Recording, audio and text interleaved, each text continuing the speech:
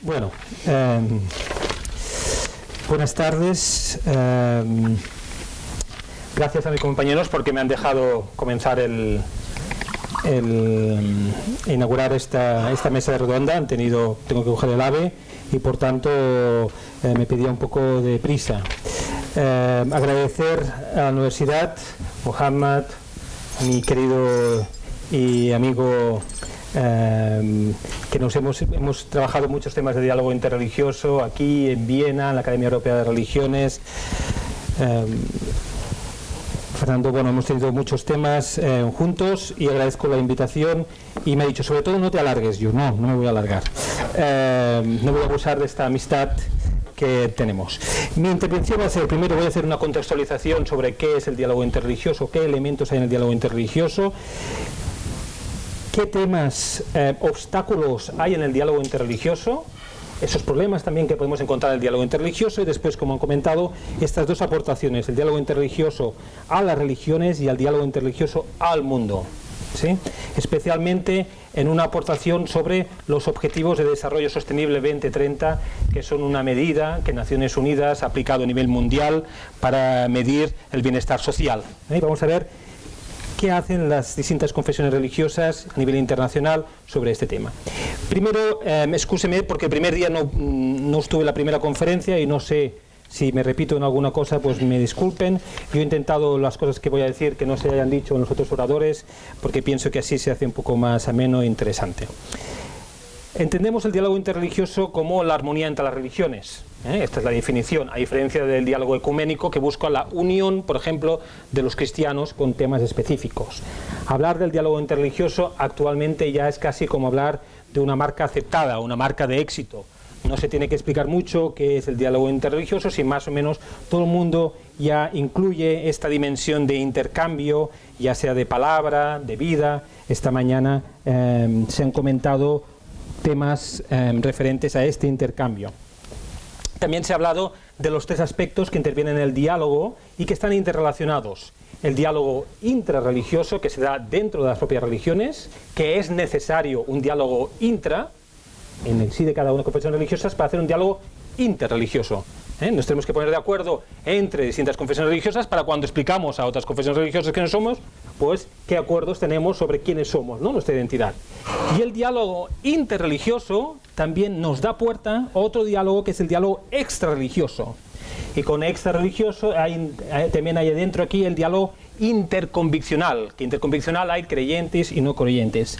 El diálogo intra e inter también se ha hablado bastante estos días, pero el diálogo extrarreligioso, déjeme comentar sobre unos temas que pienso que son importantes, y es que el diálogo extrarreligioso nos ayuda y nos incluye, nos presenta como comprensible aquello que es único de las confesiones religiosas a otros actores sociales, ya sean creyentes, no creyentes, administración, ¿no? Es decir, dar razón al sentido propia de las confesiones religiosas y mostrar esta capacidad de pertinencia en este mundo social que estamos. Eso es un tema muy interesante y pienso que es uno de los retos que tenemos delante nuestro. Es decir, no solo el diálogo interreligioso, sino también con el mundo exterior. Como se ha comentado, el diálogo interreligioso no es un fin, es un itinerario, un proceso. Implica repensar lo que nos define, diferenciar de lo vigente lo que no, reforzar trazos fundamentales. Es decir, el diálogo interreligioso nos ayuda a plantearnos con el diferente, y esto es importante, la alteridad, ¿sí? La identidad se hace con la alteridad. Un niño pequeño sabe quién es él por las cosas que están de acuerdo y desacuerdo con su madre, con su padre, con sus hermanos. El no también es muy importante. El sí es importante, pero el no también, porque nos define quiénes somos nosotros mismos. Entonces el diálogo interreligioso siempre se hace con el otro. Si no hay el otro, no puede haber diálogo interreligioso. El diálogo interreligioso también nos ayuda a tener conciencia sobre la diversidad. Hay dos posiciones a evitar. Esta mañana ha habido el cardenal que ha nombrado una así, y una es el sincretismo. Las religiones a la carta. Es decir, no tratar a las religiones como una unidad de totalidad, que no quiere decir únicas, sino no se presentan como una unidad interna. Las religiones tienen su propia unidad. Hacer religiones a la carta Insisto, no es que sean una única religión. Los contenidos del diálogo interreligioso pueden ser varios. Hay un gran potencial, desde celebraciones que incluyen espacio, luz, gesto, textos, desde acciones, el diálogo interreligioso basado en la pedagogía de la acción, nos unimos para hacer cosas por el mundo, a través de las formulaciones propias de las creencias más teológicas, la concepción del mundo, también diálogo interreligioso depurativo histórico, cosas que llevamos y cómo esto nos ayuda. Es decir, las religiones del diálogo interreligioso nos dan potencialidad, y esto no quiero ser exhaustivo, pero sí que nos dan distintos espacios y potenciales que a veces tenemos que repensar, y no hacer solo un tipo de diálogo interreligioso, sino que justamente hay una gran variedad, y replantear esto también es parte de nuestro reto. ¿La forma de entender las religiones condiciona el diálogo interreligioso? Sí, también tenemos que repensar esto. Es decir, la forma en que entendemos la religión condiciona el diálogo interreligioso. Todo el mundo, creyente y no creyente, tiene una concepción de lo que es la religión. Respondemos a la pregunta sobre ¿cómo veo yo la religión? Responder a esta pregunta responde a cómo la entiendo yo. Y por tanto, si yo quiero que mi confesión religiosa sea mayoritaria o no, quiera que conviva, esto influye y mucho en este diálogo interreligioso que estamos hablando hoy. Hay formas de entender las religiones y mis compañeros van a hablar, ¿no? Pero voy a situar esos 10, no quiero ser exhaustivo, 10 puntos, 10 problemas del diálogo interreligioso que no tenemos que caer en la tentación de encaminarnos porque nos va a llevar a un callejón sin salida. El primero es el diálogo interreligioso como una moda, sin sentido. Hacer diálogo interreligioso está bien visto, por tanto hacemos diálogo interreligioso porque es moderno, la sociedad está avanzada y no tiene sentido, no lo hacemos por hacerlo. El sincretismo que hemos hablado, el relativismo, es decir, el diálogo interreligioso donde todo es relativo y subjetivo y no se puede vivir nada como verdadero, sin normas todo existe, es igual, porque en verdad todos somos. El diálogo interreligioso tiene que ser entre religiones, entre identidades. El menosprecio o valoración a las particularidades. Dicen, un proverbio judío dice, Dios también está en los detalles. Es decir, los detalles son importantes. No solo eso que nos une, lo más importante, los detalles también nos hacen nuestra identidad. Por tanto, también poner el acento no solo en lo común, sino también en lo no común. El conformismo, es decir, tenemos suficiente con poco, no podemos ser más ambiciosos, es decir, hacer una foto ya hay bastante, el diálogo interreligioso, ese conformismo también nos lleva, con esto ya hay bastante, nos encontramos. Bueno, ¿y qué más, no? El delegacionismo, delegar, ¿no? Solo para expertos, solo para delegados.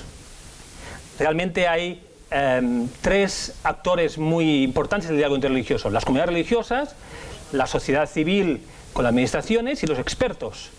Justamente lo que yo intento es unir estos 3 campos, ¿no? Porque si cada uno habla en su momento separados, no podemos construir una cosa conjunta. Tendencia preferentemente a comportamientos parecidos, es decir, hago de diálogo interreligioso los que son más próximos a mí, religiones abrámicas porque me siento más próximo, y los otros ¿qué pasa, no? La ausencia de interlocutores físicos. El diálogo interreligioso, como decía Parniker, se encarna en las personas. El diálogo interreligioso de cara a cara, para romper estereotipos.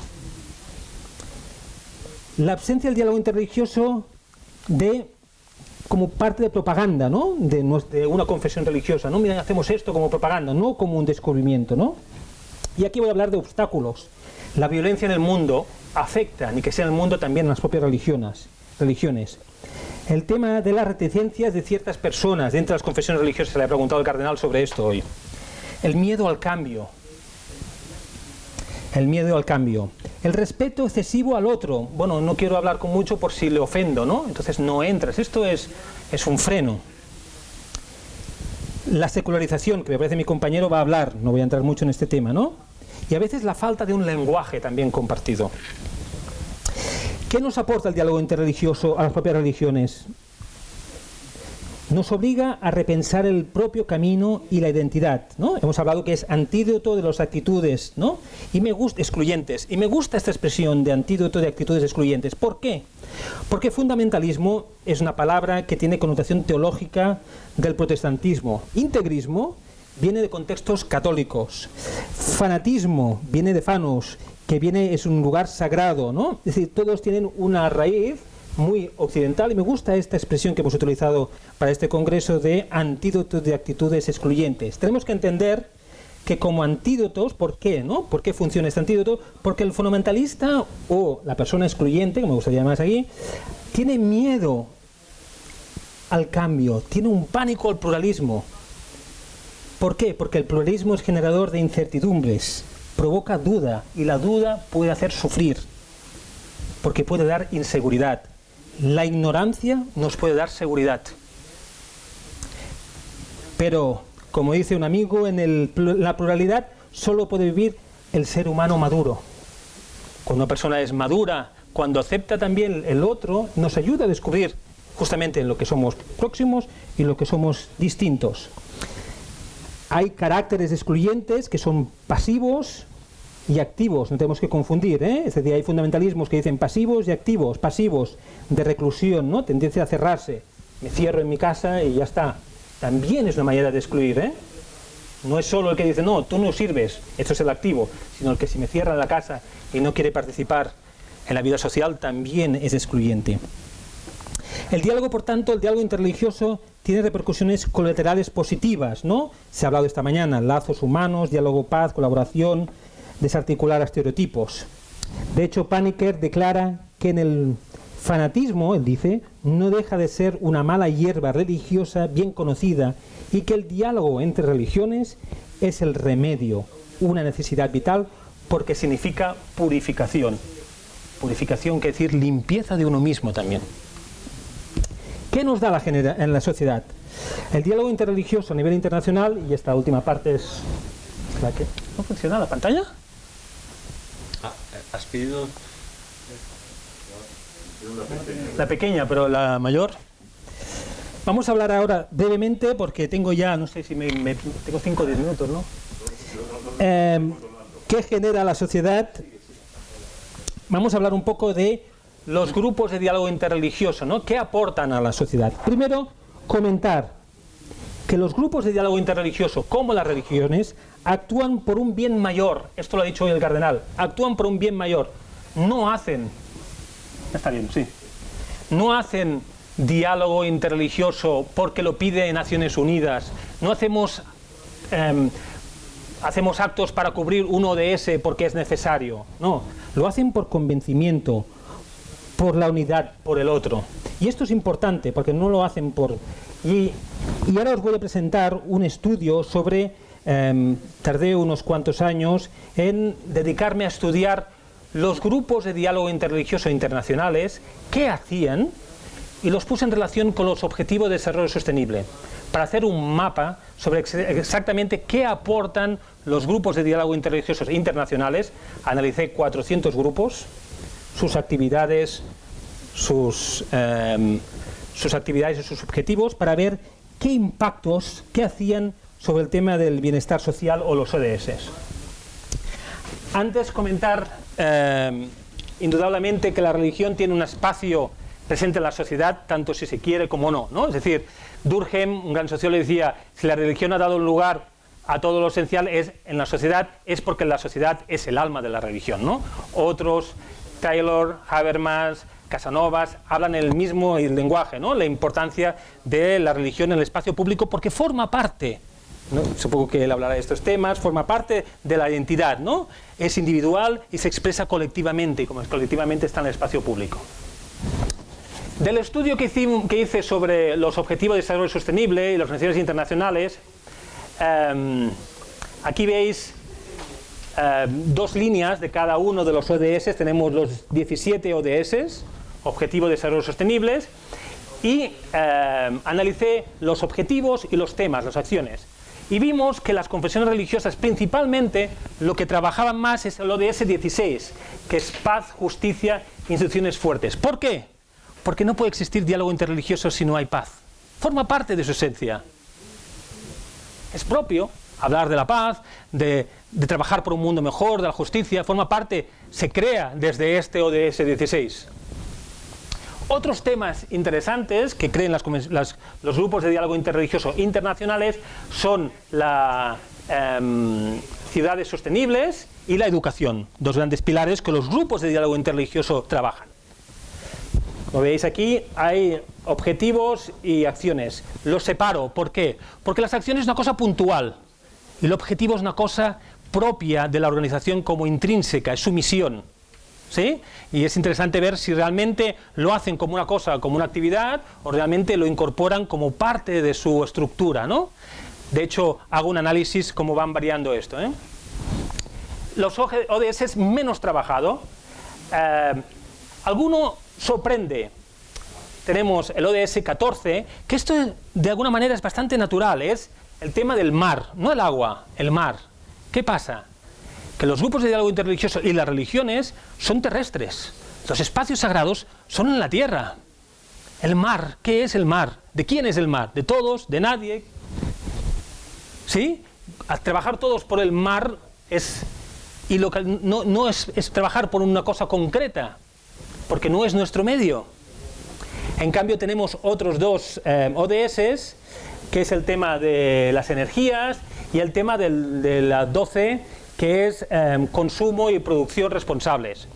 Esto no quiere decir que cada confesión religiosa no lo trabaje, pero lo que pasa es que cuando se unen las religiones no es un tema que interese mucho, porque van por otros temas de la paz, la ecología, ¿sí? ¿Se entiende? No quiere decir que cada confesión religiosa no lo trabaje individualmente, pero cuando se juntan no es un motivo para trabajar.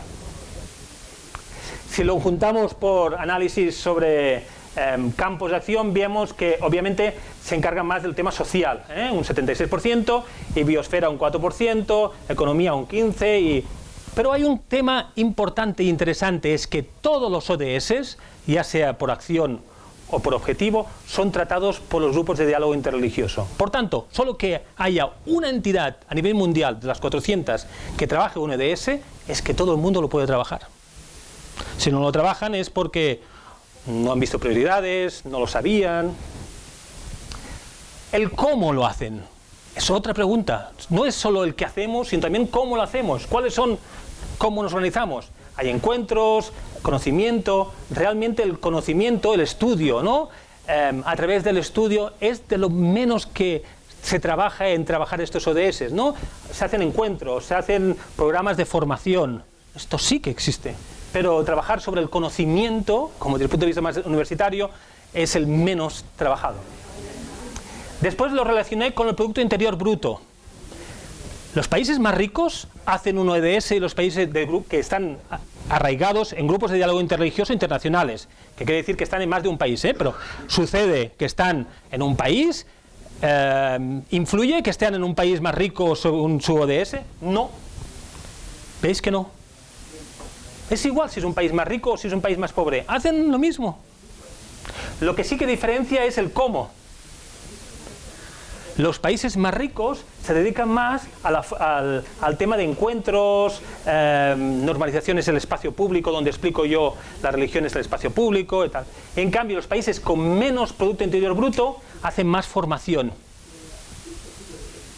El ODS son los mismos. El cómo es el que cambia según el Producto Interior Bruto de los distintos países.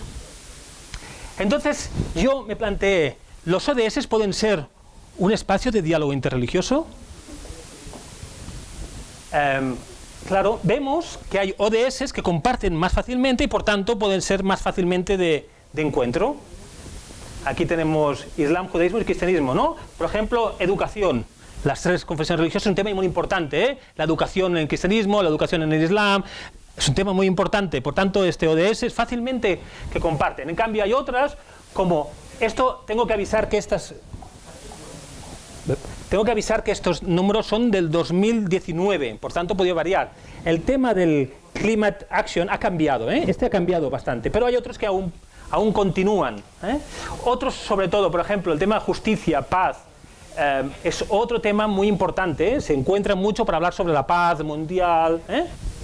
El tema de reducción que seamos no iguales, pero el tema económico, por ejemplo, hay religiones que el tema económico, o reunirse para hablar sobre la economía de diálogo interreligioso no es un tema muy... Y esto lo he experimentado yo. En la universidad el año pasado hicimos un grupo para trabajar el ODS 12, el de consumo responsable. Y la chica que propuso dijo, vamos a hacer grupos de diálogo interreligioso con el ODS 12, a ver qué hacen. Yo le dije, según mi estudio no va a funcionar mucho. ¿Qué pasó? Que les pedíamos que vinieran y dijeran, no, es que yo de estos temas no sé mucho. No, es que no tengo experiencia, no puedo proponer nada. ¿Sí? Es decir, que influye mucho saber. ¿Y por qué? Porque esto nos puede ayudar tanto como reto a las propias confesiones religiosas para decir, hombre, hay temas que a lo mejor los podríamos tratar. Y hay temas que a lo mejor ya los hemos tratado y forman parte. Y por tanto podemos ir nuestros retos a trabajar el diálogo interreligioso por otro. Aquí tengo otra sobre budismo, hinduismo y sintoísmo. Como veis, hay... el tema del cambio climático en el budismo sí, pero en otras religiones, el hinduismo y así el sintoísmo no es su prioridad. Obviamente el tema de paz, justicia es su prioridad, por tanto fácilmente podemos crear grupos de diálogo interreligioso. Por tanto, retos de futuro, y acabo, no sé si he tenido los 20 minutos.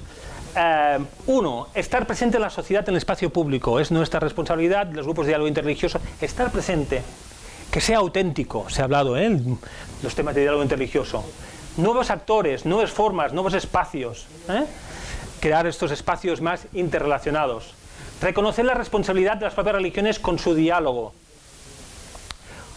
Fomentar el diálogo interreligioso en relaciones con idiosincrasias diferentes como antídoto de actitudes excluyentes, que ese es el título un poco, es decir, el diálogo interreligioso como herramienta para contra de estas actitudes. Verificar, visualizar, reconocer la aportación positiva del diálogo interreligioso. Es decir, el diálogo interreligioso es cultura de paz.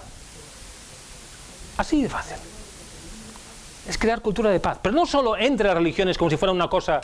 De hecho, a veces yo he tenido discusiones con algunos organismos internacionales que decían, no, este modelo antiguo de que la administración tenía que guiar a las religiones para que se encuentren, esto ya ha cambiado. De hecho, con Hans Küng en una comida hablamos de esto. Las religiones tienen que tener la responsabilidad de decir qué diálogo interreligioso quieren y cómo lo quieren, y lo tienen que hacer ellas mismas. Ya no vale que organismos internacionales tengan que venir a poner cómo tienen que ser el diálogo interreligioso. Esto es del pasado. Esto es el nuevo futuro. Adaptación a los nuevos desafíos globales, intergeneracional. No solo los jóvenes, tenemos que hablar de intergeneracional. Ese religare. Los jóvenes en su espacio social conjuntamente con los otros. Multisectorial. Esto es, distintos actores. La administración también tenemos que entender que las religiones pueden ser un activo, como se ve en los ODS, para nuestra sociedad. El medio ambiente, cosas que nos influyen a todos, nos implican a todos para el futuro. Comprender los grupos de diálogo interreligioso y sus áreas de influencia como parte del tejido social, y relevancia de los grupos interreligiosos como aliados en la aplicación de políticas públicas. Y con esto ya he terminado. Gracias. Muchas gracias, Juan, por tenerse al tiempo.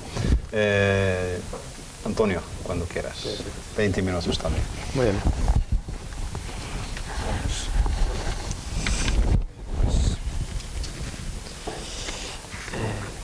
Bismillahirrahmanirrahim. A ver, ¿se me escucha? Ahora sí. Bismillahirrahmanirrahim. Alhamdulillahi Rabbil Alamin. Wa salatu ala Sayyidina Muhammad wa alihi wa sahbihi wa sallam. Assalamu alaikum. Bueno, aquí, como decía el otro día el profesor Américo, venimos con muchas identidades. Yo hoy me traigo dos identidades. Es la de académico, por una parte, y por otra parte es la de vicepresidente de Junta Islámica. Tengo que agradecer profundamente al profesor Fernando Américo y al profesor Mohamed Dahiri por la invitación, a la Fundación for Islamic Culture and Religious Tolerance, for Religious Tolerance, pues bueno, pues este curso de verano, así como a la Universidad Complutense, y es auténticamente pues un placer estar con todos ustedes, pues hablando de estos temas que a todos nos incumben y a todos nos importan. Yo quería, me he traído pues una breve exposición que se llama Del diálogo interreligioso al encuentro plural en la ciudadanía diversa. Un poco la experiencia que desde Junta Islámica ya vamos realizando, tanto en plano teórico como en plano práctico. Entonces me van a permitir que yo tengo algunos, como yo digo, algunos vicios de filósofo, con lo cual tendré a ser teórico, pero por otra parte la experiencia en mi día a día me ha llevado a la praxis, ¿no? Agradezco mucho a Joan la introducción tan interesante sobre el diálogo interreligioso, porque realmente nos ha dado una perspectiva, un panorama realmente interesante. Bueno, cuando tenemos que hablar del diálogo interreligioso con este encuentro con la ciudadanía diversa, tendríamos que preguntarnos acerca de diferentes cosas. Deberíamos preguntarnos en primer lugar sobre un tema que a mí me preocupaba al principio, que era el riesgo del encuentro vacío. Y es que cuando yo empecé a ir a estas cosas de diálogo interreligioso, estos eventos, muchas veces me encontraba con un diálogo vacío. O sea, al final veía lo que en el argot se llama el monólogo interreligioso, ¿no? Yo vengo aquí, suelto mi speech muy bueno, muy cerrado, muy coherente, pero no hay un diálogo serio, firme, pues con la realidad. Y es que los signos de los tiempos actuales, ya saben ustedes, vivimos en una época un poco convulsa, un poco compleja, una cierta parte de la modernidad, como decía bien hoy el cardenal Osoro, nos ha llevado a un olvido de tres elementos fundamentales en la experiencia espiritual del ser humano. Uno es el olvido del símbolo. Vivimos en sociedades muy poco simbólicas y muy sígnicas. Tiene una gran predominancia del signo, que es unívoco, no es multívoco como el símbolo.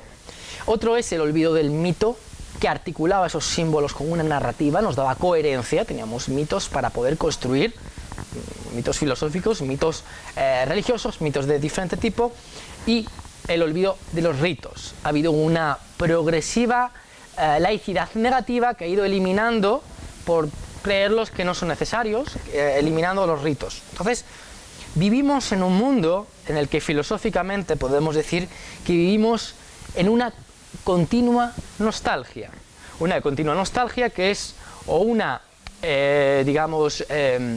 hipertrofia del pasado, con esa nostalgia de los tiempos áureos, de los tiempos que fueron, y también un excesivo anhelo por el futuro. Saben ustedes el problema que es proyectar constantemente en el futuro. Y nos olvidamos que los teólogos de todas las religiones hablan que el tiempo de Dios es el presente. Es lo que la tradición cristiana ha llamado el kairos, frente a un cronos que avanza, como en su imagen mitológica, avanza pues devorando a sus hijos. Imagínense ustedes esto. Entonces nos encontramos con un mundo que Panikkar advertía ya en su libro Mito, Fe y Hermenéutica, en un problema que pasaba con las ideologías. Cuanto más perfecta es una ideología, más intolerante es. Y esto se debe fundamentalmente porque la ideología es la idealización del logos, de la palabra. Es un logos convertido en ídolo. Y es lo que decía Monseñor esta mañana cuando se refería con el problema de que vivimos en un mundo excesivamente idólatra. Idólatra, no crean ustedes que solamente es poner una figurita de oro o una figurita de piedra. La idolatría es el mayor problema porque lesionamos lo que es lo que sería la dignidad humana, lo que nos hace diferenciarnos. Es ese punto que se nos ha dado con lo que en el mundo islámico se conoce como la jilafía de los Banu Adam. Es decir, desde Adán se le da al ser humano una preeminencia, una viceregencia en la realidad. Claro, ¿cuál es el problema? Pues que las ideologías, ya sean políticas, por ejemplo, pues como el marxismo duro, ese marxismo cientificista, el propio cientificismo, el propio materialismo, es decir, el siglo XIX nos ha generado una gran deuda, un gran problema en la actualidad, porque lo que nos ha hecho es destruir o por lo menos herir de muerte al humanismo, al ser humano como el centro de referencia. Y aquí es donde el diálogo interreligioso podría ayudarnos. Fíjense ustedes, porque buscamos un diálogo. Y un diálogo, también yéndonos al propio Paniker, es con el juego de palabras tan propio, ¿no? En el griego, ¿no? Pues es el atravesar el logos, ¿no? Es usar el logos atravesando, ¿no? Y esto es bastante interesante cómo se plantea, porque deberíamos preguntarnos cómo dialogamos, ¿no? Cómo vamos a hacer un diálogo efectivo, y seguramente nos tendremos que dar cuenta que el diálogo tan solo es posible en el símbolo, que como ustedes saben es inagotable y dinámico. Vamos una y otra vez a los símbolos y los símbolos no se agotan. Vamos a la realidad y la realidad no se agota. Entonces el problema es que nuestra cultura ha herido de muerte al símbolo y claro, no podemos hablar. ¿Cuál sería el problema? Y un poco, retomando un poco lo que decía el profesor Serret, cuando hablaba, bueno, pues de una dificultad que nos encontramos, por ejemplo, en el tema en el diálogo interreligioso. No debemos dialogar de dogmas, ni de doctrinas, ni somos misioneros para convencer a las personas que participan en nuestra mesa de nuestras ideas, nuestras convicciones, nuestros posicionamientos, sino que realmente hay que trabajar con ese símbolo. ¿Qué símbolos compartimos? Pues fíjense, unos símbolos que hoy lo comentaba, ¿no? Cuando estábamos hablando con Monseñor Osoro, y era el tema de la vuelta a la tradición como seguridad, esa tradición que se basa en una cadena iniciática, y por otra parte la vuelta a los trascendentales. Trascendentales que son símbolos para todas las culturas, como son el del bien, como son el de la belleza, como son el de la verdad, y que curiosamente, por lo menos en el mundo abrahámico y en el mundo que deviene de la tradición filosófica griega, coinciden, y esto es interesante, coinciden con las manifestaciones de lo divino. Claro, cuando llegamos a estos trascendentales nos ofrecen una posibilidad de volver a pensar dos partes importantes, porque estos trascendentales, cuando hacemos diálogo interreligioso, como decía Paniker, nos ayudan a resignificar la espiritualidad propia, es decir, nos ayudan a mejorar nuestra propia espiritualidad, nos ayudan a ahondar, nos ayudan a ser creyentes más sinceros. Claro, pero ¿qué pasa con los demás? ¿Dónde nos encontramos con los demás?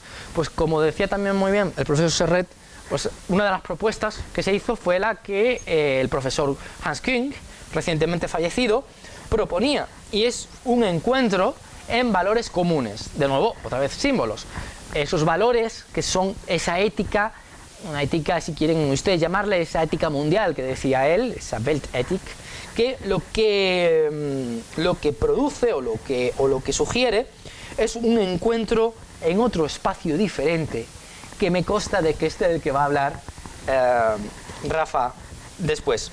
Claro, ¿qué es lo que nos encontramos fundamentalmente en este aspecto? Fíjense ustedes, nosotros nos encontramos que si no podemos hablar de los dogmas, no podemos hablar de nuestra quizás intimidad, digamos, espiritual, en ese sentido, sí que podemos hablar, por ejemplo, de sentimientos, de un trabajo mucho más fino, siempre podremos encontrarnos en el espacio ciudadano. Y esta fue una de las grandes aportaciones pues de uno de los momentos más lúcidos para la libertad religiosa, que fue sin duda la época de la conformación de los Estados Unidos de América, especialmente en personajes como Thomas Jefferson, que tenía una conciencia muy grande que el encuentro realmente de ese aspecto tan privado del ser humano se tenía que dar necesariamente en el espacio público. Un espacio público que encontramos una ciudadanía en el que debemos de buscar una ciudadanía que cada vez es más diversa. Es decir, y esto lo encontramos en el encuentro junto a la empatía. Y encontramos fundamental en el principio de igualdad. Ahí podemos igualarnos los unos con los otros. Podemos ver en esos valores fundamentales, en esos derechos fundamentales, en esas éticas que marcan nuestra vida un punto bastante importante. Créanme que cuando me refiero a esto, también se me ocurre volver a a religar la idea, ¿no? Pues con toda la propuesta neorepublicana que hace Petit, de volver a fundamentar al ciudadano, a educar, digamos, a educarlo y a construirlo con la conciencia. Es el que se construye con la conciencia, es decir, en este diálogo interreligioso que se ha convertido en un encuentro plural para ver la diversidad, nos ayuda a mejorarnos a nosotros mismos, a superar las diferencias entre uno y otro. En la propuesta de Petit se hace mucho hincapié que debe ser un espacio laico, claro, es un espacio laico, en el sentido de que llegamos a esa laicidad positiva que nos permite una igualdad sin que otro intente convencer al vecino o sin que otro intente imponer una moral. Este es otro de los grandes retos del diálogo interreligioso, no moralizar a la persona con la que estamos discutiendo. No, y aquí entra el tema de la gobernanza. El modelo neorepublicano propone que el ciudadano tiene que formarse, tener conciencia de la pluralidad y trabajar en ese sentido. Claro, ustedes me dirán, podemos encontrar en los símbolos un aspecto magnífico, ¿no? Yo le proponía al cardenal Osoro esta mañana que cuál era el problema. Uno de los grandes problemas de nuestra época es que somos incapaces de llegar a textos sagrados y a textos derivados de la tradición sagrada desde una lectura simbólico-poética, mucho más, por ejemplo, que de lecturas completamente, pues, digamos, parciales o excesivamente estrechas de mira. Yo creo que esto es muy importante para pensarlo hoy en día. El acercamiento a muchos textos sagrados debe hacerse no desde esa literalidad pretendida o desde una objetividad que en muchos casos es cientifista o materialista y que puede causar equívocos, sobre todo cuando estamos jugando con la parte más interna y privada de las personas. Permítanme que pueda plantear unas últimas ideas antes de concluir, y es que tenemos urgencias en este diálogo y en estos encuentros de la ciudadanía, en un mundo en el que el populismo está en auge, en el que los extremismos ganan en estos momentos, y nos hacen falta elementos como la capacidad de oír, la capacidad de ver, pero no solamente una visión, como vemos, de un vistazo, sino lo que la tradición islámica ha llamado la basira, una visión profunda que lleva a la marifa, al reconocimiento, al conocimiento profundo. Piensen ustedes qué importante es esto, ¿no? Es realmente llegar a la humildad. Solamente el humilde puede hacer un diálogo sincero. Y es realmente, en el fondo, es ser capaces de vivir lo local o lo personal en lo global, en lo humano. En estos tiempos en el que parece que la empatía no vale nada, deberíamos volver a leer a autores como Primo Levi, que planteaba la dureza de la condición humana en ese sentido del límite. Por eso, al final, ¿qué nos queda? Nos queda para este proyecto, que aunque suene utópico, debemos fundamentarlo en el amor. Amor que ha sido la base, pues, de diferentes tradiciones. Amor que, por ejemplo, en la tradición cristiana es la caritas, ¿no? Pero que la tradición islámica es la semilla de donde va a brotar el paraíso, es el hub, ¿no? Ese hub que es la semilla que se rompe, que Alá es el que rompe y produce el paraíso, o ese amor que, por ejemplo, en una tradición secular, pero no por menos espiritual, como es la masonería y en concreto el rito escocés antiguo y aceptado, se proponía un elemento circunstancial que es el amor, el que es capaz de reconstruir a la ciudadanía en la raíz profunda. Por eso decía Urs von Balthasar, quizás el más grande de los teólogos del siglo XX, que solo el amor es digno de fe. Y en ese amor es lo que provoca esa empatía necesaria con la que yo quiero terminar esta pequeña intervención, diciendo una cosa que yo siempre digo: hay que recuperar, por lo menos en el ámbito islámico, que es el que yo me muevo, la sunna de la sonrisa. El profeta Mohammed, que la paz y las bendiciones sean con él, era una persona que sonreía profusamente, era una persona que aplicaba la sunna de la sonrisa como una obligación diaria. hay un magnífico hadith, que saben ustedes que son las narraciones del profeta Mohammed, que la paz y las bendiciones sean con él, de Abdullah ibn al-Harith, recogido en la Jamia Tirmidhi, en la compilación de Tirmidhi, dice: a nadie vi que sonriese más que al profeta, paz y bendiciones sean sobre él. Y hay un hadith sahih de Abu Huraira, que es recogido en otra de las grandes compilaciones, que dice: si no puedes satisfacer a la gente con tu riqueza, hazlo con un rostro amable y con buen adab. El adab es las buenas maneras, la buena ética. Fíjense ustedes que al final las tradiciones, o por lo menos las mayoritarias, converjan en ese punto. Sea usted un buen ciudadano, constrúyase en base al amor a los demás, entréguese y podremos construir algo mucho más serio y mucho mejor. Ante un mundo en el que realmente hay muchos problemas, hay odio, violencia, el que se rentabiliza la polarización, en el que el miedo gana la partida, en el que muchas confesiones religiosas lo explotan para manipular a los creyentes y los oprimen, el amor y la misericordia, que en el Islam es la rahma, tan emparentada con el concepto de matricialidad, como traducía en su traducción del Corán André Chouraqui, la matricialidad, ese abrazo de la madre, pues esa rahma es posiblemente la que pueda salvarnos de otra cosa que explica muy bien el Corán, que me encanta, y es que las personas que ya viven en el fuego del infierno son las que están tristes, pero ellos mismos son los que se lo han provocado. Así que permítanme que este diálogo nos ayude a salir de nuestros fuegos internos y provoque el verdor del paraíso en nuestros corazones. Muchas gracias y un buen saludo de paz. Gracias, Antonio. Buenas tardes a todos y a todas. Quiero comenzar esta intervención, como es de recibo, con una palabra de gratitud. Una palabra de gratitud para dos instituciones a las cuales me honro en pertenecer, que es la Universidad Complutense de Madrid y el director de este curso y su secretario, profesor Amerigo, profesor Dahiri, y la Fundación for Islamic Culture and Religious Tolerance. Gracias por haber organizado este evento y por juntarnos para reflexionar sobre algo tan importante para el futuro de nuestras sociedades como es el diálogo interreligioso. Esta última mesa se plantea sobre el futuro y con el filósofo Terry Eagleton estimo que el riesgo es siempre mirar al futuro con optimismo. Es una tendencia habitual del individuo posmoderno, pero es aventurado, porque en cierto modo es ingenuo. Yo creo más bien en la esperanza, en afrontar el futuro sin subestimar el presente, ni obviar el pasado. Así también con la cuestión del diálogo interreligioso.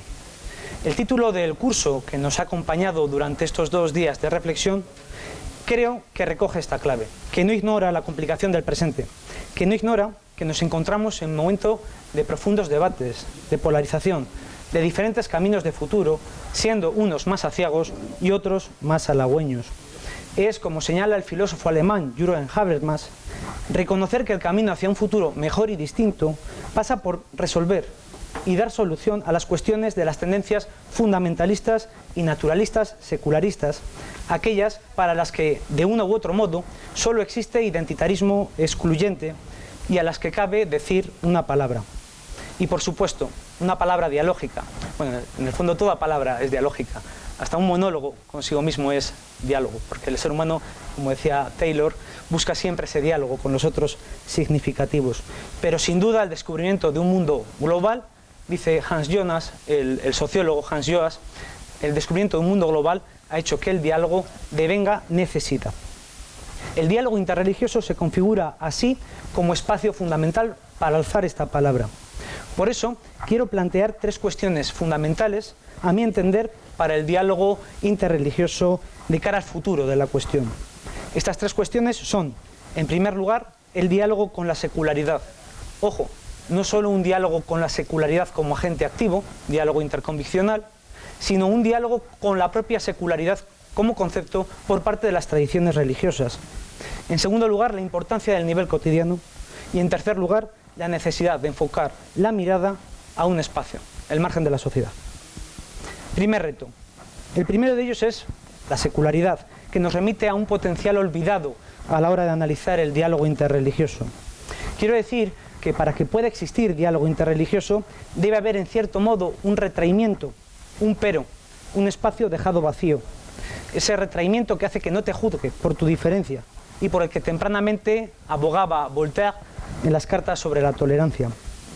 Este retraimiento es esencialmente de praxis, de actitud, y no es necesariamente de creencia. Incluso este retraimiento puede verse motivado por la creencia.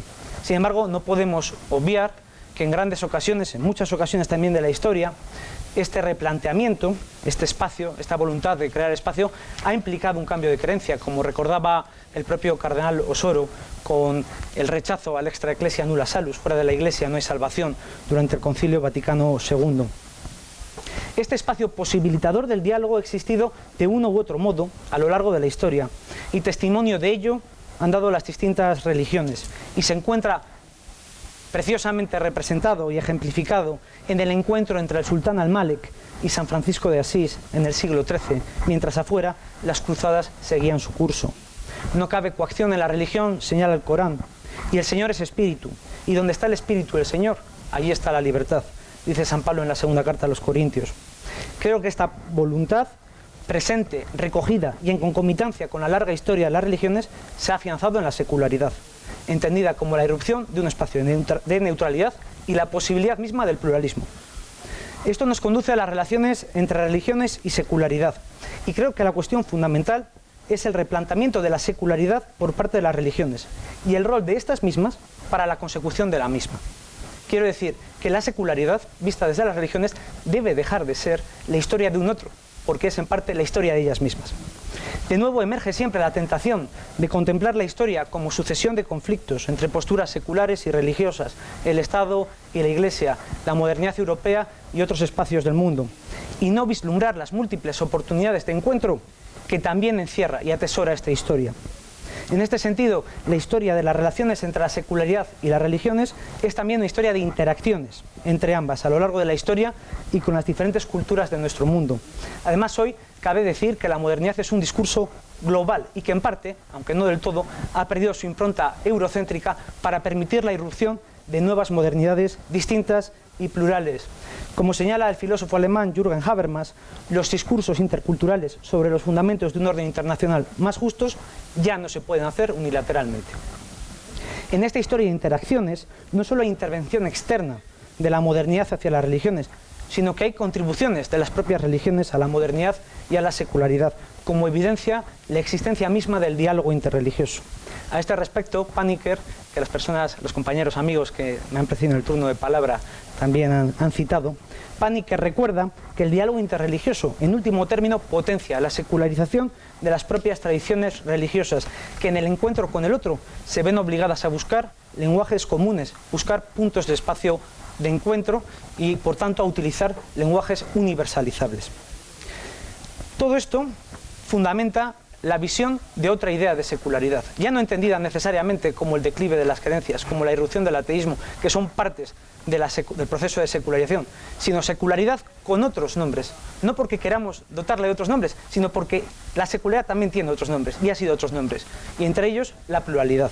Es lo que señala Berger, entender la secularización desde la prioridad de la pluralidad religiosa. En este punto cabe volver nuestros ojos a la propia sociedad española, una sociedad que hoy es plural y cada vez más plural, y en cierto modo cabe pensar que sin cierta secularidad previa, acontecía durante los años 60 y 70, la pluralidad de la que hoy disfrutamos y que está recogida y protegida por nuestro ordenamiento jurídico hubiera sido al menos mucho más difícil. Por razones como las apuntadas, estimo que esta secularidad no puede ser ni un invitado de piedra ni un fantasma, sino que considero que la secularidad constituye un elemento fundamental que debe ser tenido en cuenta para el futuro del diálogo interreligioso. En caso contrario, un diálogo interreligioso y global sin cierta noción de secularidad conlleva siempre al identitarismo, quizá no excluyente, quizá en interacción, pero al fin y al cabo un identitarismo y por tanto una tribalización de la sociedad global. El replanteamiento de las relaciones entre religión y secularidad desde la óptica aquí defendida ha sido denominada en diferentes foros académicos como possecularización, del que Habermas, aunque no solo, es el principal valedor, y se ha presentado ante todo como una manera distinta de entender nuestras sociedades, nuestro pasado y nosotros mismos, como un reto cognitivo. En este sentido, el diálogo interreligioso, leído a la luz de la possecularización, implica la posibilidad de que éste se convierta en un diálogo transreligioso, más allá de los propios actores que intervienen y con la mirada puesta en toda la humanidad. En este sentido, cabe calificar, en mi opinión, al documento sobre la fraternidad humana, firmado por el Papa Francisco y el gran imán de Al-Azhar, Al-Tayeb, en Abu Dhabi en 2019, cabe calificarlo como un giro possecular. El documento no plantea un diálogo dialéctico entre religiones y secularidad, no, sino que plantea un diálogo dialógico, diría Paniker, sobre las religiones y la secularidad. Y es muy curioso y muy interesante cómo utiliza el modelo más o menos parecido al que ya utilizara Pablo VI en la encíclica Ecclesiam Summa, el modelo de círculos concéntricos de diálogo cada vez más amplio, un diálogo primero nuclear en torno a los propios creyentes, pero que se incluye dentro del objetivo de una comunidad dialógica universal y más amplia, como dice el propio documento, para alcanzar una paz universal que disfruten todas las personas en esta vida. Además, el hecho de que el documento sitúe a la palabra fraternidad en el centro y la argumentación principal del mismo, se convierte en un motivo más para entrar en este diálogo con la propia secularidad de las tradiciones religiosas. Fraternidad es un concepto fundamental a las tradiciones religiosas abrámicas, pero también no podemos obviar que constituye una de las palabras fundamentales de la tríada revolucionaria francesa y por tanto de la génesis misma de la modernidad. Así, igualmente, el documento hace explícita en varias ocasiones su apuesta por la ciudadanía global y su promoción. En esta dirección también es necesaria la eliminación de resistencias por parte de los actores calificados estrictamente como seculares y en sus distintos niveles para emprender este diálogo. Creo, además de cierta timidez de las religiones para hacer esta lectura sobre la secularidad y su propia implicación con la misma, creo que existe también otro riesgo en las sociedades, que es la apropiación de la secularidad que se ha efectuado en ocasiones desde el prisma del secularismo. Aunque, como dice Beaubegot, la mayoría de las democracias europeas tienen un marco de laicidad cooperativa y un núcleo amplio de población, diría la mayoría, vive sin conflictividad la cuestión de la pluralidad religiosa, seguimos contando en nuestras sociedades con importantes sectores que plantean constantemente la cuestión religiosa desde la óptica del secularismo. Hasta aquí el primer reto, que es un reto cognitivo de las religiones para entender su propia secularidad. Pasamos ahora a un segundo reto. Este diálogo interreligioso y con la secularidad no puede limitarse exclusivamente al marco institucional, sino que debe impregnar el nivel que es denominado a nivel teórico el nivel de los diálogos de vida, diálogos en la cotidianidad. Creo que en este punto se establece uno de los principales riesgos de cara al futuro, porque sí, aquí hemos reconocido, analizado y celebrado cómo las diferentes tradiciones desde hace tiempo se han embarcado en la vía del diálogo interreligioso, pero no podemos obviar que existen en sus feligresías, en sus comunidades, múltiples sectores que aún no participan de ese espíritu del diálogo interreligioso. Entre este nivel de la vida cotidiana y el nivel institucional se puede abrir un abismo que es el del riesgo al que surja el identitarismo excluyente dentro de las propias religiones. A este respecto, es interesante ver la diferencia entre los postulados del Papa respecto a la cuestión del diálogo interreligioso, respecto a la cuestión de la respuesta migratoria en Europa y los posicionamientos de parte de sectores que se declaran católicos y que están en abierta ruptura con estos planteamientos del Papa. Por eso se hace necesaria esta ampliación del diálogo hacia el nivel de la vida cotidiana y de la vida sencilla. En el caso de España tenemos pasos recorridos y los hemos analizado. La Fundación Pluralismo y Convivencia, las diferentes fundaciones como la Fundación for Islamic Culture que están trabajando en la sociedad civil para la promoción de este diálogo a nivel cotidiano. Pero también nos remite este nivel a otra propuesta u otro campo donde debe ser implementado y desarrollado el diálogo y al que el profesor Hernández Serret también apuntaba, que es la educación, el campo de la educación. Aún poseemos métodos educativos más pensados para la adquisición del conocimiento de un modo fabril y no hacia la búsqueda de la sabiduría de manera dialógica y compartida, que es el origen mismo de la filosofía. El informe de Lors, en el año 1996, subrayaba que aprender a vivir juntos y aprender a vivir con los demás constituye uno de los pilares esenciales de la educación. y especificaba que el enfrentamiento mediante el diálogo y el intercambio de argumentos será uno de los instrumentos necesarios para la educación del siglo XXI. Necesitamos una pedagogía del encuentro, incluso antes de que una supuesta diversidad llegue a las aulas, porque el esperar a que llegue la diversidad cultural o religiosa implica negar que el ser humano, aunque todos en una clase tengan el mismo nombre y sean del mismo pueblo, ya es de por sí diverso, por lo tanto necesita dialogar. Necesitamos que este diálogo esté ya en las aulas, una pedagogía que favorezca que aquellos que inician el diálogo interreligioso estén acostumbrados a dialogar y que los frutos del diálogo interreligioso prendan rápido en una sociedad de individuos en diálogo y dialogantes. Un último punto, tercer reto, nos indica el espacio hacia dónde enfocar la mirada. Hemos hablado de una perspectiva amplia de las religiones hacia la secularidad, hemos hablado de la necesidad de un nivel cotidiano, pero necesitamos un dónde para seguir caminando. Cabe hacer una pequeña nota. El diálogo, según Panikkar, no tiene un fin y debe ser siempre infinito. En caso contrario, si nos centramos en cuestiones concretas y específicas, podemos instrumentalizarlo. Sin embargo, la praxis concreta, específica, la acción, no constituye un fin del diálogo, sino que constituye parte del proceso dialógico mismo.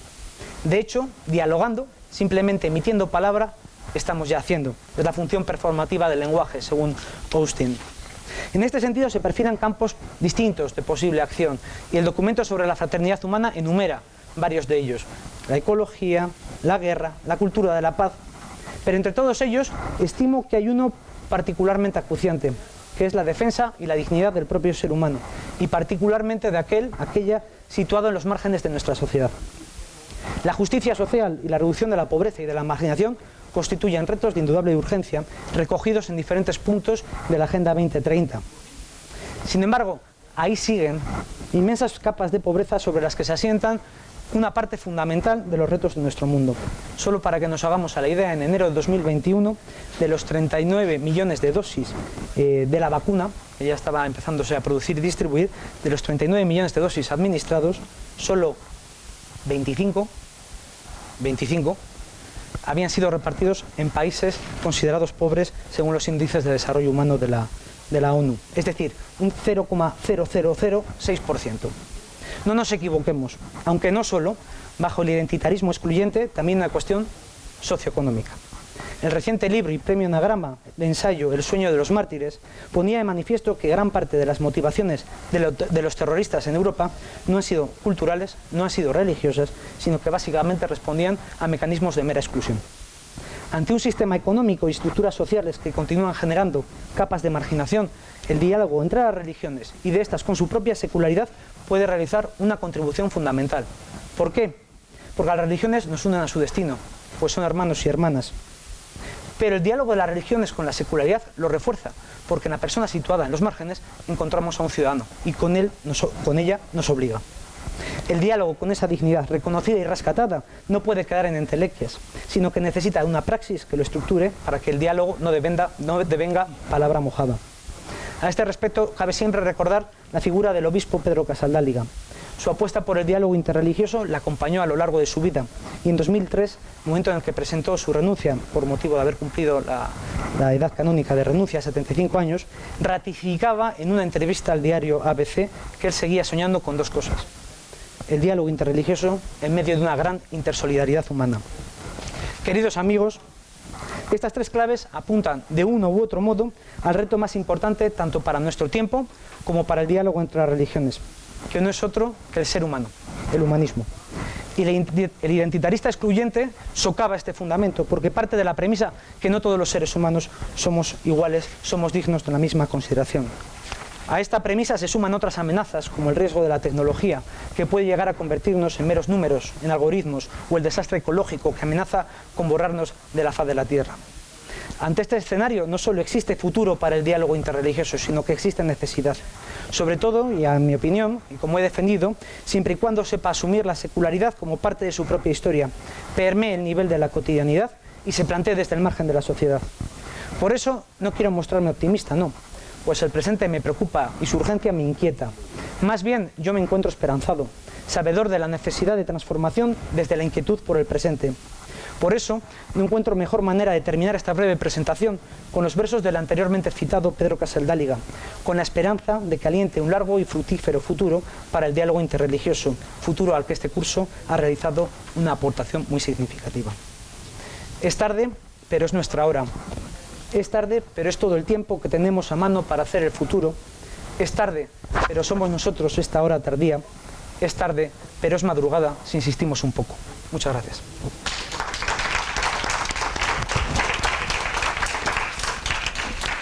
Muchas gracias, Rafael, muchas gracias, Antonio, muchas gracias, Joan. Pasamos la palabra a la sala. Tenemos un cuarto de hora para el debate, para si alguien quiere comentar algo. ¿Perdón? Ah, sí. Por favor, vosotros que estáis cerca, sí, compartáis. A ver, premiamos al primero o la primera.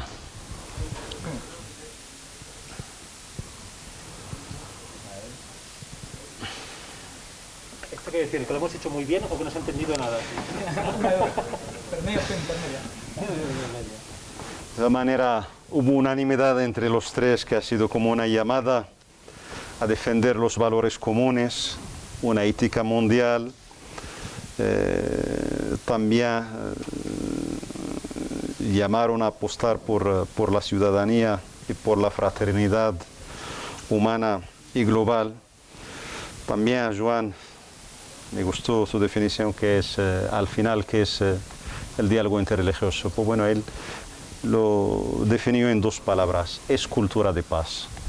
Y este ha sido uno de los motivos por los que hemos convocado este curso como continuación pues, del trabajo que hacemos varios, individualmente como investigadores y en grupos de trabajo que estamos organizados en institutos de investigación como el Instituto de Ciencias de las Religiones o en otros grupos de reflexión y de trabajo como Junta Islámica o en el grupo de investigación que lidera y coordina brillantemente nuestro amigo Joan.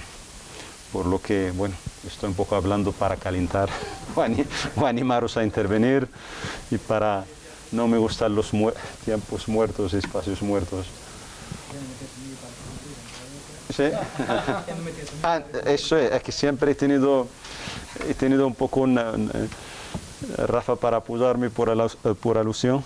Doctor Omar, تفضل مشكورة.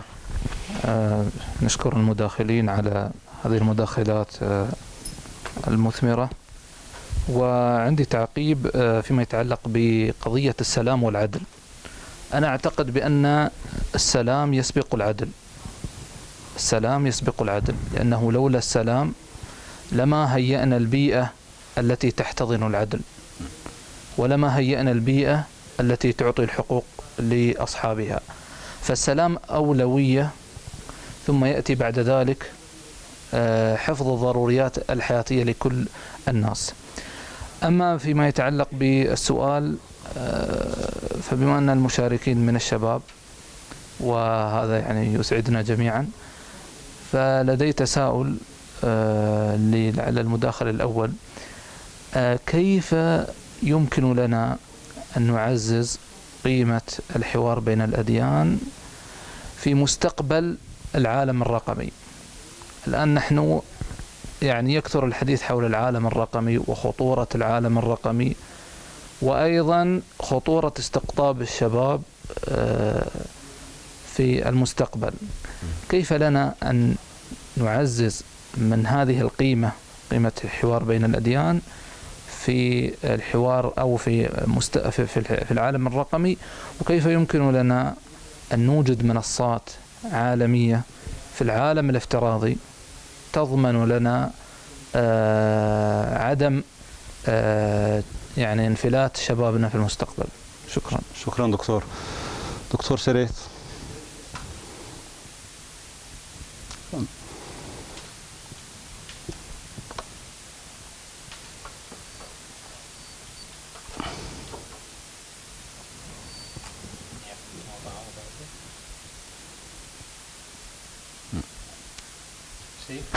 Sí, se oye. La primera observación que ha hecho sobre el tema de la paz y la justicia, seguramente estaríamos de acuerdo, es decir, la importancia de la paz. De hecho, a veces en sociología se llama de causalidad, una cosa causa o este principio de la otra, y la otra es correlación, que una cosa también implica a la otra y de alguna manera está intrínsecamente relacionada, ¿no? Paz es importante para la justicia, pero si no hay justicia, la paz también se ve amenazada, ¿no? Son dos elementos que obviamente necesitamos paz, pero la justicia tiene que ir de la mano, ¿no? Como dos caras de una misma moneda. Pienso que es importante. El tema que ha comentado sobre las nuevas tecnologías, usted mismo ha dicho la solución, pienso, o al menos como se plantea desde Religiones por la Paz, ¿no? Es decir, las nuevas tecnologías infieren en nuestra vida. Las nuevas tecnologías digital, la imprenta digital, estamos en un momento de cambio y las plataformas son espacios también de encuentro, con sus limitaciones. Es decir, el diálogo interreligioso que hay cara a cara a través de la experiencia, no te lo puedo dar una plataforma digital, ¿no? Pero la capacidad de comunicación o la capacidad de convocatoria que te dan las plataformas digitales tienen un abasto y sobre todo con la COVID se ha visto que nos proporciona. Por tanto, desde los grupos de diálogo interreligioso se intenta crear estos espacios para saber exactamente cuáles son los espacios seguros o los espacios interesantes de encuentro y cuáles son espacios que hay muchos jóvenes que se apuntan y que tampoco no sea... Es decir, el diálogo intergeneracional también entra en este espacio. Es decir, la importancia de los diálogos religiosos también en espacios virtuales. Es decir, que no sea solo también un tema de los jóvenes como espacio reducido, sino crear espacios de encuentro, que haya también diálogo intergeneracional, que se pueda acompañar a los jóvenes en esta descubierta también de las nuevas tecnologías y crear espacios que sean seguros, espacios que realmente puedan contribuir a construir una sociedad mejor. Muchas gracias. Más intervenciones de la sala. أستاذ جمعة تفضل مشكورة. عليكم مرة ثانية.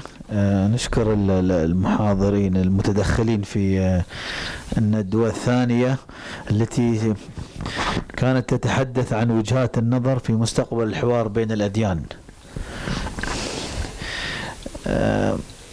عندي أنا يعني استفسارين إذا كانوا الأخوان ممكن يفيدونا فيها المحاضرين جزاهم الله ألف خير. احنا نعلم أن حوار الأديان قضية مهمة جدا. من خلال هذه القضية ممكن أن تصلح المجتمعات ونعرف بالآخر، وعليه لا بد من ترسيخ أو وضع قواعد معينة للبدء في هذا الحوار أو للاستمرار في هذا الحوار بين الأديان أو لتعزيزه بطريقة أفضل.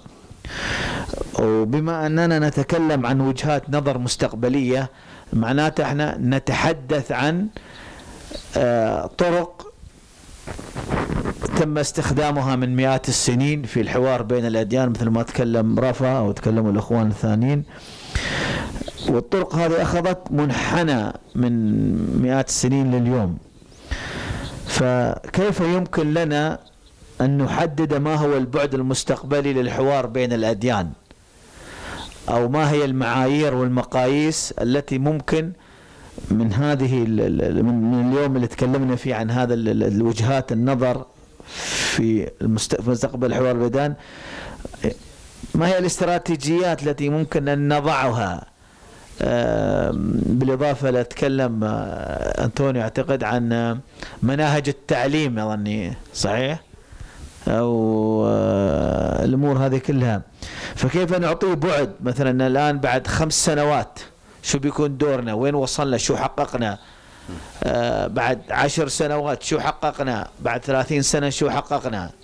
فتكون عندنا رؤية مستقبلية قصيرة المدى، متوسطة المدى، بعيدة المدى، وما هي الأشياء اللي ممكن أنها الطرف الآخر اللي هي الأطراف اللي هي ضد الحوار بين الأديان ممكن أنها تعرقل هذه العملية.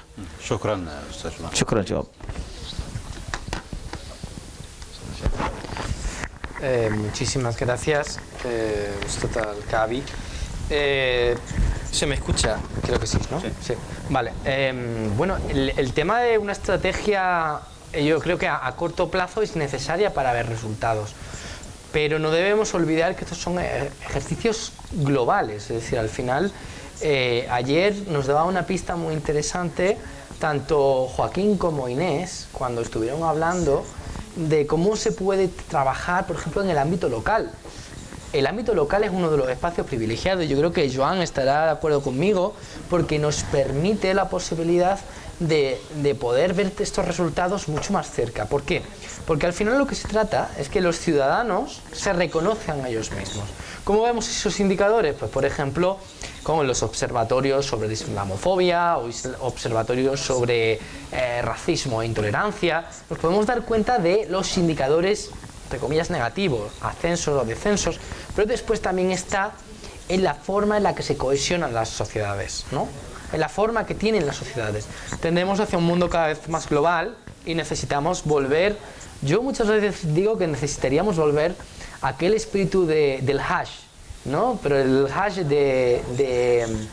del siglo XII o XIII, en el cual gente de los extremos del mundo se encontraban en Meca y allí construían un mundo nuevo y cuando volvían a su casa ya no eran los mismos.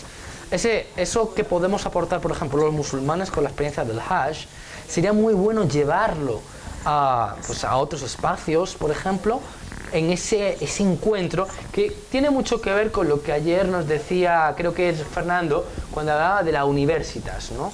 Lo que significa la universitas y el espíritu ese de pensar en global. En el fondo es como había comentado, ¿no? Vivir desde lo local una perspectiva global. No sé si le he contestado. Gracias, Antonio. Rafael.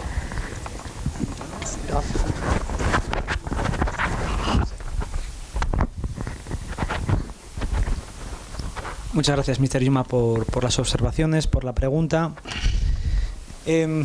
Quiero continuar el planteamiento que iniciaba Antonio. Creo que a nivel global, a nivel internacional, existen plataformas, instituciones, organizaciones. Se está avanzando en ese diálogo. Pero al final es cierto que lo que le importa más bien a su persona es el mundo de los otros significativos, el mundo con el que entra en relación, el mundo con el que se relaciona cotidianamente. Yo siempre pienso, cuando en mi ciudad, en Palencia, encuentro una persona de otro país haciendo turismo, me esfuerzo por ser amable. ¿Por qué? Porque esa es la visión que va a tener de quién es un palentino, quién es alguien de esa ciudad. Entonces yo creo que aquí está el gran reto, en el nivel cotidiano, local. ¿Por qué? Porque lo que suceden son dos cuestiones. Uno, grupos que siguen viviendo de espaldas a esa diversidad. Dos, otra opción, grupos en los que se encuentran de la noche a la mañana con un universo distinto y nadie les ha ayudado a llevar ese proceso. Quiero decir, en muchos barrios de Madrid, en muchas ciudades de nuestro país, ha habido una migración muy rápida que ha cambiado la faz de nuestras ciudades. Y ha sido un proceso que para muchas personas ha sido traumático. Incluso en Ceuta, ¿no? Con el reciente incidente que ha habido. Claro, es que son 10.000 personas que entran en una ciudad de 80.000 personas. Entonces, eso puede generar impactos y de esos impactos se derivan gran parte de las bases del identitarismo excluyente. Entonces, yo creo que la labor de las instituciones públicas, la labor de la universidad, de las fundaciones, de las asociaciones, es promover encuentros uno a uno y encuentros en los que se den pautas. Estas dos cuestiones, ¿no? Encuentros uno a uno, porque al final yo creo que el método más efectivo de hacer diálogo interreligioso es conocer a una persona que se llama Umar, que se llama Mohammed y que sea mi amigo. Yo creo que es la gran base del diálogo interreligioso, esa cotidianidad.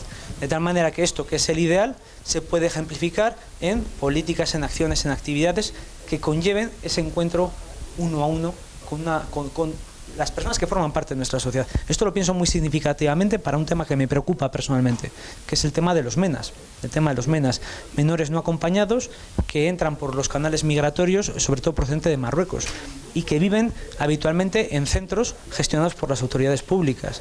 Claro, ¿cómo se va a favorecer la integración si estos chicos mayoritariamente no tienen experiencia de compartir y dar un paseo, de tomarse una Coca-Cola con una persona de su edad? Puede parecer simple, pero creo que es fundamental de generar esos cauces para que el diálogo cotidiano genere estructuras más ambiciosas del diálogo a nivel internacional y que soporte el avance que se está produciendo a nivel global y a nivel internacional. Gracias, Rafa. Sí, por favor. Sí, por favor. El diálogo interreligioso estoy trabajando desde el año 98.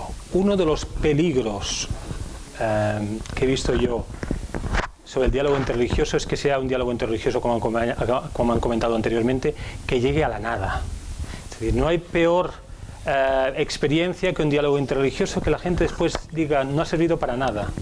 Esto es la herencia peor que se puede llevar desde el diálogo interreligioso. Yo soy un gran amante del diálogo interreligioso basado en la pedagogía de la acción. Yo digo, tenemos que hacer diálogo interreligioso por el dolor a la ciudad. Cuando trabajamos por el dolor a la ciudad, cuando trabajamos por el otro, es cuando realmente se hace este diálogo interreligioso infinito, donde no es lo que nosotros creemos, lo que nos aporta, sino cuando desplazamos el centro al otro, es cuando realmente caminamos todos en la misma dirección. Nada más, lo quería. Muchas gracias, Joan. Una última intervención, si hay. Si no, agradecemos así. Dejamos tiempo a Joan para llegar a tiempo. Por mi parte, nada más lo que quería, muy contento de haber compartido estos días con todos ustedes, agradeceros acompañarnos, además estoy viendo las mismas caras desde el primer día, desde la primera sesión, siempre puntuales. Agradecer también a los 12 ponentes que han intervenido en este curso y por supuesto al equipo de la Fundación de Cultura Islámica y Tolerancia Religiosa que nos han acompañado durante estos días, encabezados por su presidente, el señor Juma Al-Kabi, Marta, Blanca, que se incorporó hoy, y por supuesto Pablo, que llevamos ya varios días al teléfono organizando y cerrando los últimos detalles de este curso, y por supuesto al doctor Omar, que ha tenido que improvisar o dejar sus cosas para venir a estar con nosotros estos días y participar en representación de la iniciativa de Awqaf y Asuntos Islámicos. Muy contento por el resultado, ya nuestro querido Fernando comentara esto en el cierre final. Estamos en contacto, vuestra información la tenemos a través de los coordinadores de los cursos de Universidad de Verano. Probablemente llegarán los certificados a través de administración, pero nosotros de esta manera, pues bueno, cualquier información os mantendremos informados. En caso de que se publiquen las grabaciones de este curso, y en caso también de que se publiquen las actas. Por mi parte nada más, de nuevo agradeceros y un agradecimiento especial y aplauso por el servicio de interpretación que han trabajado de una manera militante con nosotros. Muchas gracias y hasta la próxima, aquí o en la Complutense o en otro lugar, hablando siempre de lo mismo, de los valores universales, fraternidad humana y global, y por supuesto trabajando por lo que nuestro amigo Joan llamó cultura de paz. Gracias.